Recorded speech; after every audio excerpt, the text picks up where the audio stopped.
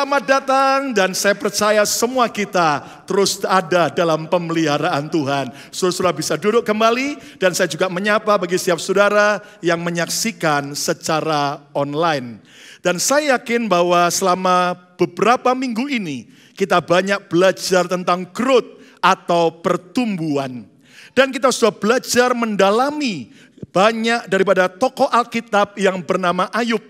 Dan seringkali orang mengenal Ayub sebagai orang yang rohani dan orang yang kaya raya diberkati Tuhan. Bahkan Ayub juga adalah seorang yang melewati penderitaan tetapi dia semakin rohani dan semakin kaya raya setelah dia lewati semua proses hidup itu.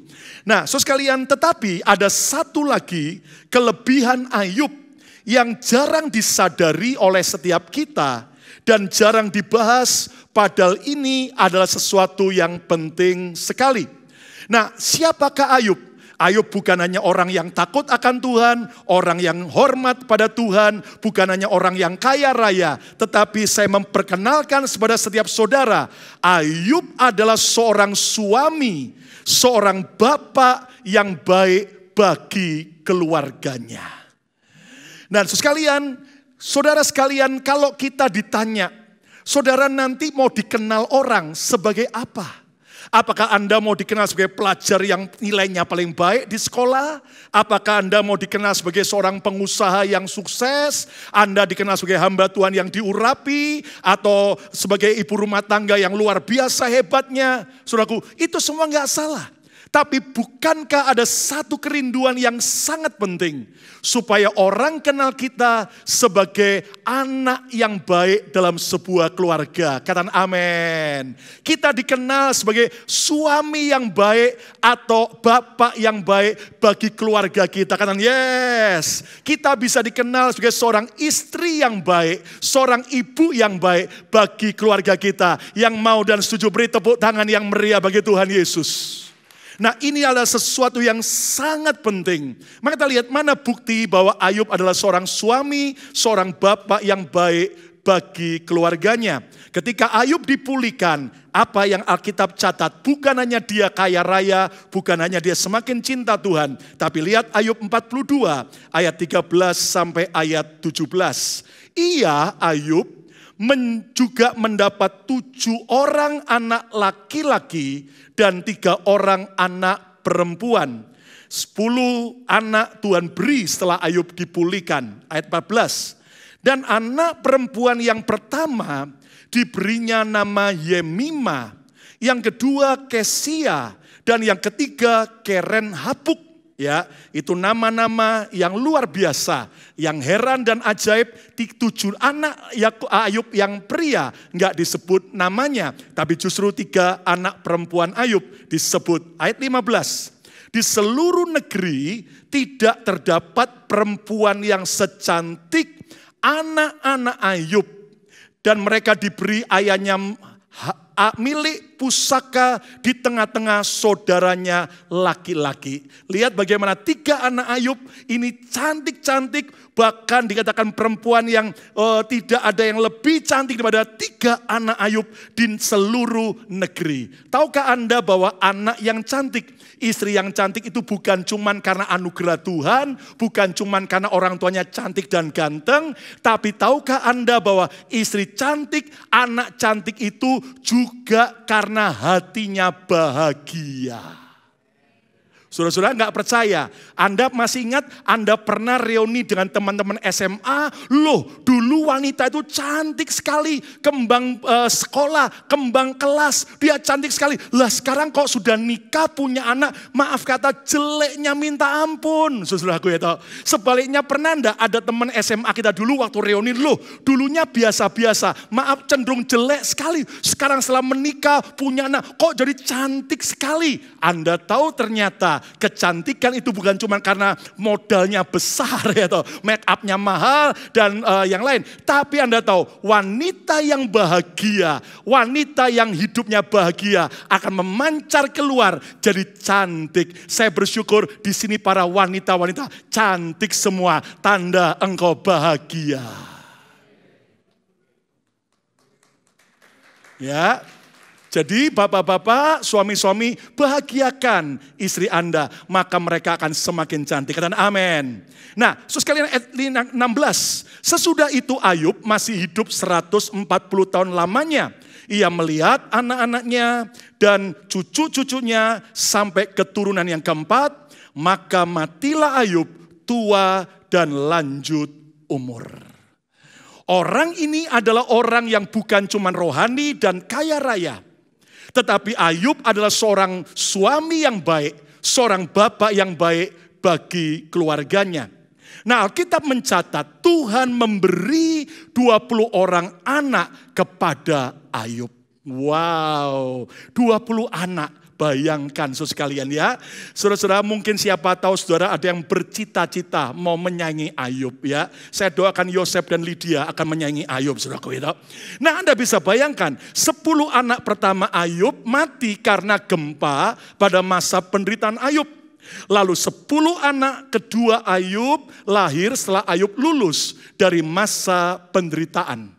Dan yang menarik yang kita baca, 10 anak terakhir Ayub bertumbuh semakin indah, semakin luar biasa, terutama 3 anak perempuan Ayub yang terkenal kecantikannya di seluruh negeri, yaitu Yemima, Kesia, dan Keren-Habuk. Dan saya pesan buat anak saya, putra saya Yehuda, kalau mau cari istri minimal kayak 3 anaknya Ayub ini. Cuma tapi pilih satu aja ya. Nah sekalian, Ayub tidak hanya sukses secara rohani, secara pekerjaan dan keuangan, tetapi Ayub sukses dalam keluarga.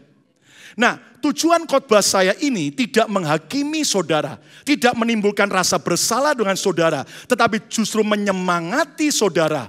Saya tahu di antara saudara mungkin ada yang menjadi orang yang pernah gagal dalam berumah tangga. Atau saudara adalah anak yang berasal dari keluarga broken home.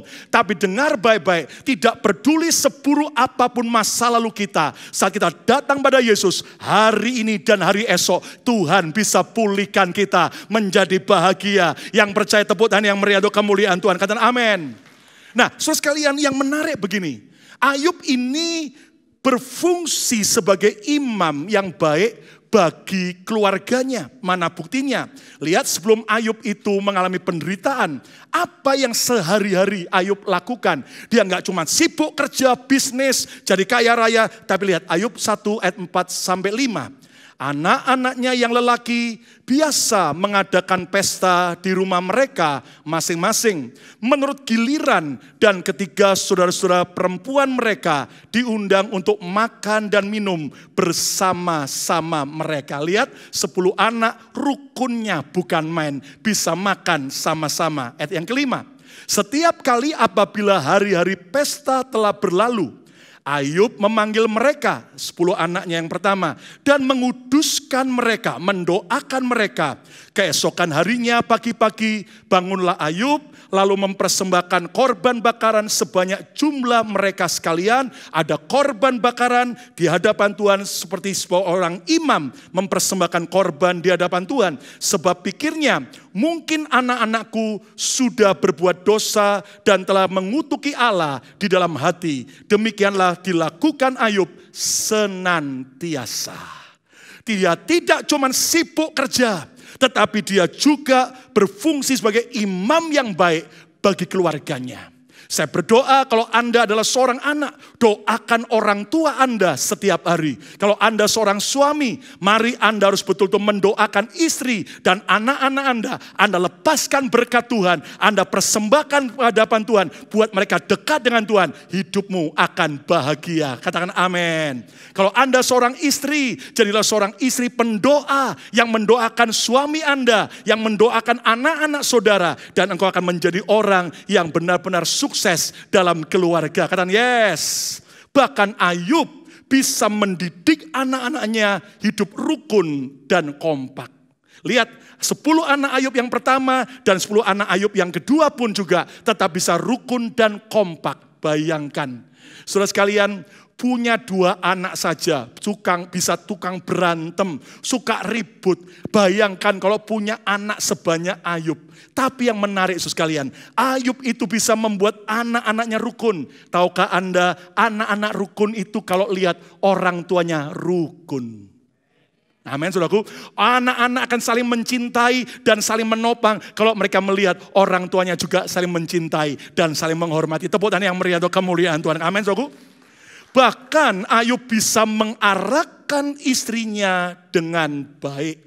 Mana buktinya? Saat penderitaan itu datang, Ayub 2 ayat 9 sampai 10. Maka berkatalah istrinya kepadanya. Siapa nama istri Ayub? Nyonya Ayub, saudaraku ya. Masih bertekunkah engkau dalam kesalehanmu? Apakah kamu masih mempertahankan, merawat integritasmu? Dalam terjemahan bahasa Inggrisnya. Kutukilah Allahmu dan matilah. Ayat yang ke-10, tetapi jawab Ayub kepadanya, kepada istrinya, engkau berbicara seperti perempuan gila, engkau seperti perempuan bodoh. Apakah kita mau menerima yang baik dari Allah, tetapi tidak mau menerima yang buruk? Lihat bagaimana Ayub bisa mengoreksi, mengarahkan istrinya yang lagi bodoh, maaf kata lagi gila, diarahkan kepada sebuah pemahaman yang benar, bagaimana mereka harus tetap percaya, mencintai Tuhan dalam keadaan baik maupun buruk. Dalam kesemuanya itu Ayub tidak berbuat dosa dengan bibirnya. Saudara sekalian, bahkan yang menarik lagi, Ayub memperlakukan 3 anak perempuannya dengan baik, dengan memberi mereka warisan yang sama dengan 7 anak laki-lakinya. Bagi saudara mungkin berkata, well, spesialnya apa Pastor Lukas? Anda harus tahu, zaman Ayub hidup, mereka menganut paham patria, di mana mereka menganggap anak laki-laki itu yang berhak dapat warisan. Anak perempuan itu rendah, makanya jarang disebut namanya, bahkan gak dapat warisan. Tapi Ayub menghormati anak-anak perempuannya juga. Anda harus tahu bahwa di dalam Yesus tidak ada perbedaan. Laki-laki dan wanita sama-sama derajatnya di hadapan Tuhan. Yang mau tepuk tangan yang meriah untuk kemuliaan Tuhan. Amin, saudaraku. Ayub berani melawan arus adat istiadat yang ternyata mendiskriminasi wanita. Mari kita belajar percaya, semua wanita dan pria itu berharga di mata Tuhan. Jangan pandang remeh wanita, wanita itu luar biasa. Kita pria aja kesandung jatuh, nangisnya berhari-hari. Wanita mengandung anak-anak kita 9 bulan 10 hari. Waktu hamil tua di tepi pantai dia lagi berjemur. Bahasa Jepangnya adalah kukira dia kura-kura, saudaraku. Tapi lihat bagaimana ternyata saudaraku, para wanita itu luar biasa. Ayo kita hormati para wanita tempat ini. Kita beri tepuk tangan yang meriah buat para wanita. Ya, kata bersama-sama, kamu hebat. Saudaraku, bahkan saudaraku, lihat Ayub 42 ayat 15 katakan, di seluruh negeri tidak terdapat perempuan yang secantik anak-anak Ayub, dan mereka diberi ayahnya milik pusaka di tengah-tengah saudara-saudaranya laki-laki. Saudaraku, bahkan Ayub bisa hidup bahagia bersama istri, bersama anak-anaknya, bersama cucu-cucunya, serta cicit-cicitnya, 4 generasi. Lihat Ayub 42 ayat 16 sampai 17. Sesudah itu Ayub masih hidup 140 tahun lamanya.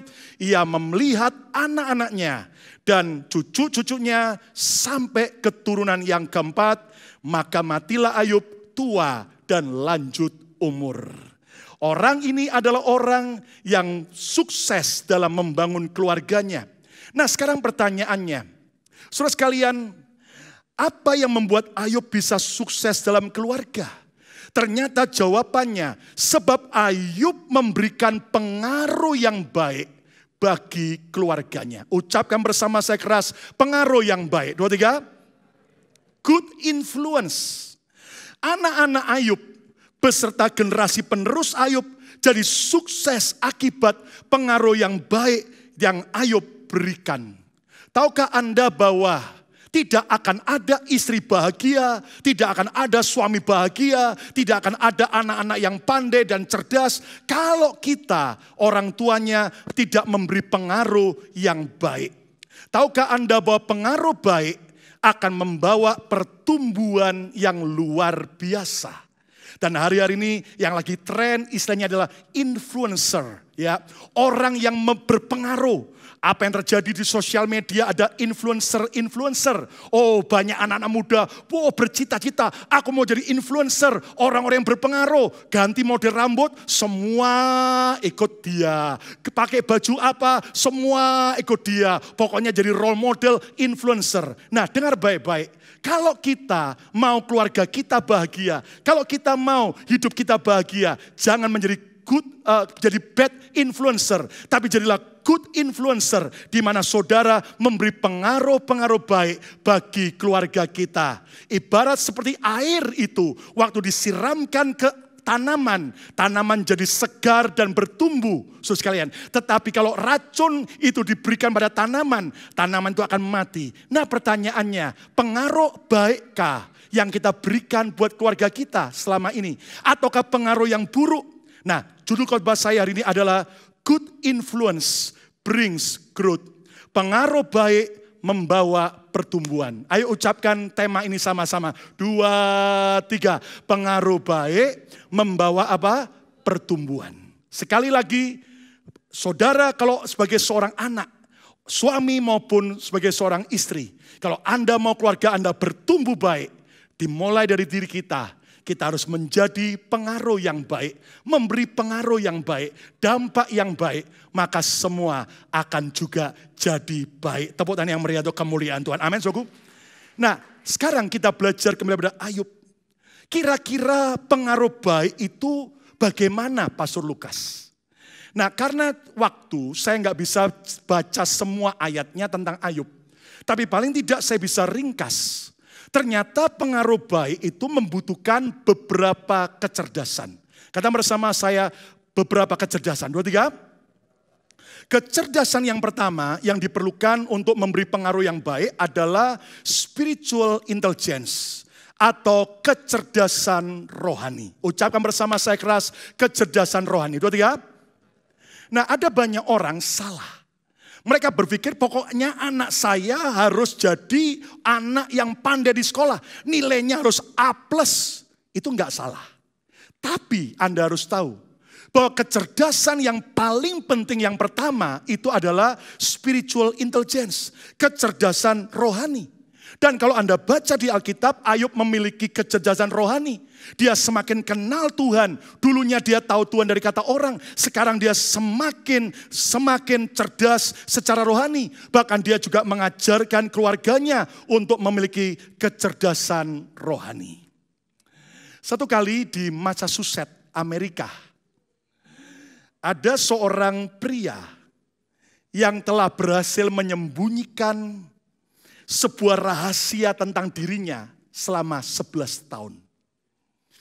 Dia menyembunyikan rapat-rapat rahasia itu terhadap istrinya, terhadap anak-anaknya, bahkan teman-temannya. Tidak ada seorang pun yang menyangka bahwa pria ini bermasalah. Kenapa? Bahkan di rumah pun perilaku pria ini tampaknya wajar. Nggak ada yang aneh. Kenapa? Setiap malam setelah makan malam, ia selalu sibuk duduk sambil membaca koran. Sehingga istrinya pun tidak mengetahui masalah yang dialami oleh suaminya. Namun akhirnya pria ini sudah nggak tahan lagi untuk terus menyimpan sesuatu rahasia yang dia sembunyikan. Setelah bertahun-tahun dia menyimpan rahasianya, pria itu akhirnya berani mengakui bahwa sebenarnya ia buta huruf. Dia nggak bisa membaca. Jadi tiap malam habis makan dia duduk baca koran, padahal dia nggak bisa membaca. Saudara lihat peristiwa konyol. 11 tahun dia sembunyikan jati dirinya bahwa dia sesungguhnya nggak bisa baca. Dia buta huruf. Tahukah Anda, hal yang serupa juga dialami oleh banyak orang percaya hari-hari ini. Berapa banyak orang berpura-pura punya kehidupan rohani. Pura-pura ke gereja kayak orang Kristen yang baik. Pura-pura hanya ibadah. Tapi Tapi sesungguhnya, maaf kata, ada banyak orang ke gereja, tapi buta tentang Tuhan. Dia nggak kenal Tuhan secara pribadi. Dia hanya sekedar praktek agamawi. Dia nggak punya yang namanya pengenalan pribadi dengan Tuhan. Istilah saya, ada banyak aktor rohani, kayaknya rohani ke gereja tiap minggu, namun tidak punya pengenalan dengan Tuhan. Hari ini Yesus sekalian, mari kita buka semua selubung yang kita simpan selama ini. Mari kita belajar mengakui dengan jujur. Kalau selama ini kita ikut Tuhan, namun tidak kenal Tuhan, masih buta. Hari ini mari kita minta pada Tuhan kecerdasan rohani. Tinggalkan kebutaan rohani dan jadi cerdas secara rohani. Yang mau tepuk tangan yang meriah untuk kemuliaan Tuhan, amin. Nah, rahasia kecerdasan rohani itu bagaimana? Miliki kedalaman dengan Tuhan. Saudara, apakah Anda sudah terima Yesus sebagai Tuhan dan Juru Selamatmu secara pribadi? Apakah Anda sudah ngobrol dengan Yesus setiap hari? Apakah Anda bukan cuma tahu dari kata orang, namun Anda sendiri ngalami bahwa Yesus itu hidup? Hari ini mari, saudaraku, miliki kecerdasan rohani. Lalu juga mengerti isi hati Tuhan. Orang yang punya kedalaman dengan Tuhan, orang yang punya kecerdasan rohani, dia akan tahu apa yang menyenangkan hati Tuhan, apa yang membuat hati Tuhan disukakan. Dia juga akan tahu apa yang membuat hati Tuhan didukacitakan, membuat Tuhan sedih bahkan marah. Maka dia akan melakukan apa yang hanya menyenangkan hati Tuhan. Inilah saudaraku kecerdasan rohani, di mana kita mau sungguh-sungguh punya yang namanya hati yang mendalam, mengenal hati Tuhan dan menyenangkan hati Tuhan. Yang mau punya kecerdasan rohani, beri tepuk tangan yang meriah untuk kemuliaan Tuhan, amin. Dan ajarkan anak-anak saudara untuk mereka juga punya kecerdasan rohani. Saya dorong saudara, jangan cuma ajar anak Anda pandai baca Alkitab, tapi ajar mereka menggali dan menghidupi Alkitab. Katakan amin. Yang kedua, pengaruh baik membutuhkan bukan hanya spiritual intelligence, kecerdasan rohani, tapi yang kedua membutuhkan emotional intelligence atau kecerdasan emosi. Ucapkan bersama saya keras, kecerdasan emosi. 2, 3. Ayub ini di awal emosinya nggak stabil. Ayub bisa kecewa, dia bisa kemudian marah, tetapi akhirnya Ayub, saudaraku, dia mulai punya kecerdasan emosi. Dan Ayub juga mengajar keluarganya untuk memiliki kecerdasan emosi. Baru-baru ini ada klip atau juga foto yang lagi viral. Padahal ini foto terjadi tahun 2013. Tayangkan foto ini. Lihat seorang wanita muda yang cantik dengan senyumnya yang menawan. Tapi tahukah Anda bahwa ini foto diambil waktu dia usia 25 tahun. Di dalam pengadilan yang ada di Colorado, Amerika. Nama wanita ini adalah Isabel Guzman. Dan beberapa tahun dia dipenjara. Waktu dia masih umur 18 tahun. Dia membunuh ibu kandungnya sendiri. Dengan menusuk dengan pisau sebanyak 79 kali. Lihat di pengadilan tidak ada rasa penyesalan. Dia diselidiki, dia tidak ada gangguan mental. Dia juga nilai di sekolahnya baik. Saudaraku, dia juga anak yang ternyata seolah-olah baik. Tapi lihat, begitu dia marah, ternyata saudaraku, dia diketahui sering bertengkar dengan ibunya yang bernama Yoon Mi Hoi. Yoon Mi Hoi ketika bertengkar dengan anaknya, langsung anaknya punya kemarahan yang tidak bisa terkendali. Sampai akhirnya satu hari dia ambil pisau, 79 tusukan, itu membunuh ibunya. Saudara lihat, inilah yang terjadi pada generasi muda hari-hari ini. Mereka mungkin nilai di sekolahnya bagus, maaf kata, emosinya berantakan sekali. Hari ini mari kita belajar, tidak hanya mengajarkan kecerdasan rohani, tapi juga kecerdasan emosi. Nah, apa yang dimaksud dengan kecerdasan emosi? Rahasianya apa kecerdasan emosi? Miliki ambisi positif. Saudara dengar, kalau sampai ada yang orang bilang begini, oh orang percaya itu nggak boleh punya ambisi. Salah. Kita harus punya ambisi.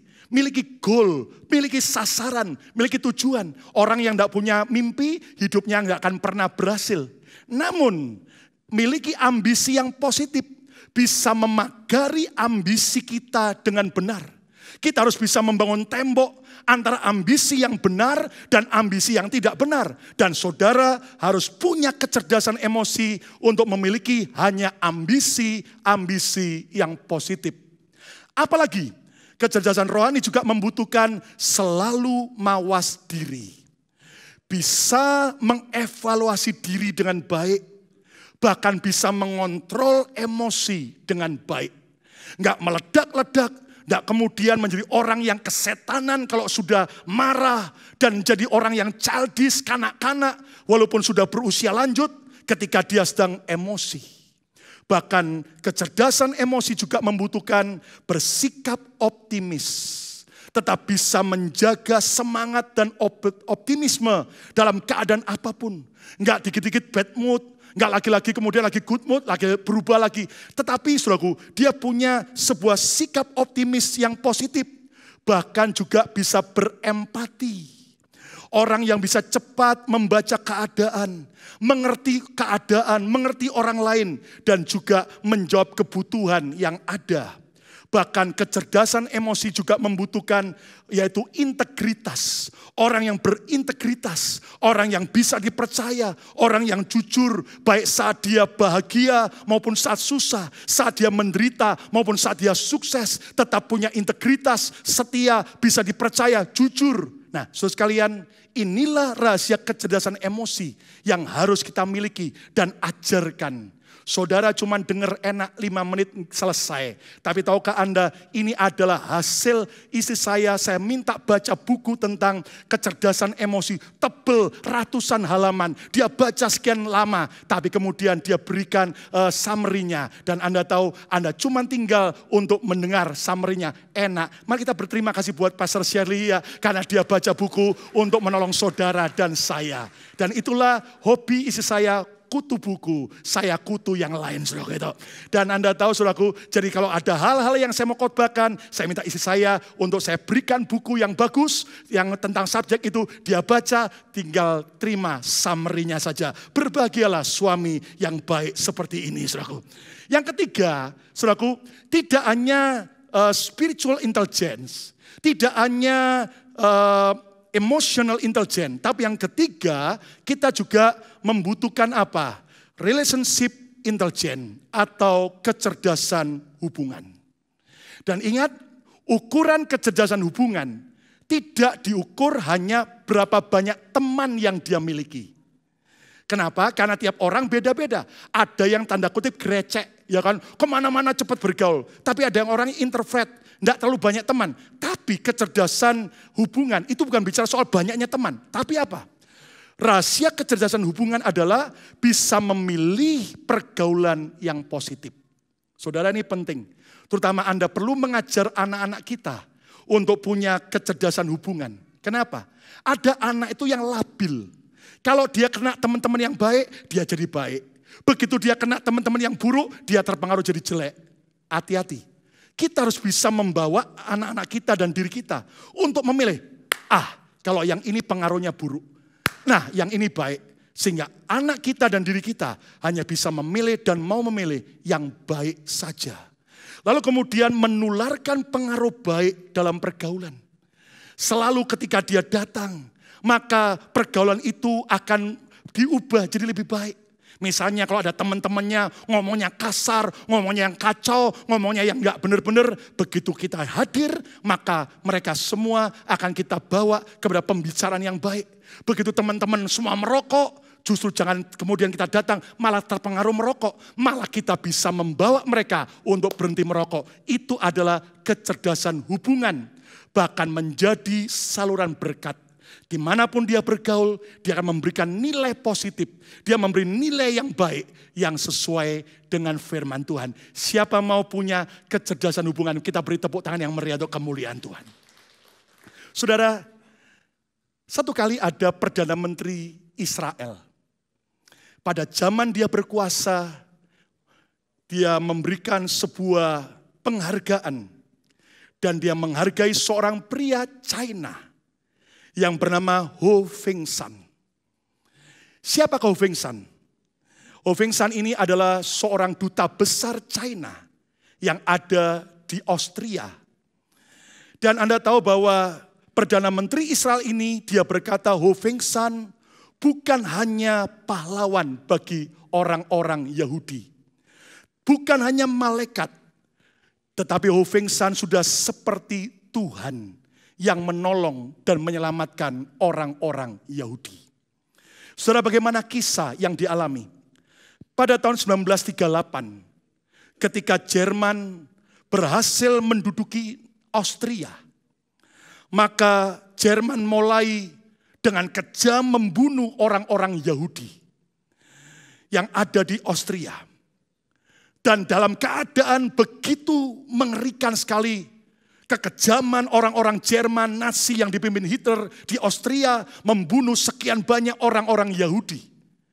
Akhirnya Jerman juga mengumumkan, orang Yahudi tidak akan dibunuh, asal mereka bisa mengungsi ke negara lain dengan syarat harus mendapat visa dari negara tersebut. Anda tahu pada tahun 1938 itu, akhirnya semua negara-negara menutup diri, menolak visa pengajuan daripada orang-orang Yahudi. Kenapa? Karena mereka takut dengan Jerman. Tapi saudara sekalian, Ho Feng Shan yang adalah duta besar China di Austria, dia justru melihat keadaan itu. Dia memberi sebebas-bebasnya bagi orang-orang Yahudi di Austria untuk mendapat visa China. Kenapa? Karena Ho Feng Shan melihat pada saat itu dapat visa artinya hidup. Tapi tidak dapat visa, ditolak visanya artinya mereka akan mati dibantai. Dan Anda tahu saudara sekalian, apa yang dilakukan oleh Ho Feng Shan membuat Nazi marah dan berusaha untuk menggoyah dia. Tapi Ho Feng Shan tetap berdiri teguh, memberi visa sebanyak mungkin kepada orang Yahudi di Austria yang meminta pengajuan visa. Dan Anda tahu entah berapa banyak yang dia beri. Tapi ternyata tercatat pada tahun 1940, ternyata ada lebih daripada 30.000 orang Yahudi yang bisa hidup di Shanghai, China. 30.000 orang. Hidupnya jadi berkat. Tepuk tangan yang meriah untuk kemuliaan Tuhan. Bahkan sampai akhirnya tahun 2001, pemerintah Israel membuat tempat monumen bersejarah Holocaust untuk menghormati dan menghargai orang-orang Yahudi yang dibantai oleh Nazi. Dan kalau Anda tahu di sana, patung Ho Feng Shan dibuat di sana. Dan orang-orang Yahudi berkata, Ho Feng Shan dan orang China tidak akan pernah dilupakan oleh orang Yahudi. Sebab mereka menolong orang-orang Yahudi. Satu orang Ho Feng Shan jadi berkat bagi sekian puluh ribu orang. Bukankah itu yang Tuhan ingin juga kita kerjakan? Yang mau tepuk tangan yang meriah untuk kemuliaan Tuhan. Lihat anak kandung daripada Ho Feng Shan. Di CNN dia berkata, dia mengagumi ayahnya yang punya hati suka menolong, punya prinsip dan punya integritas.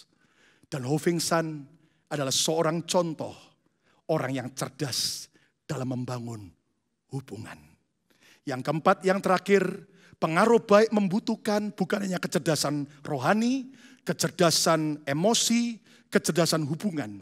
Tapi yang keempat terakhir, intelektual intelligence, kecerdasan intelektual.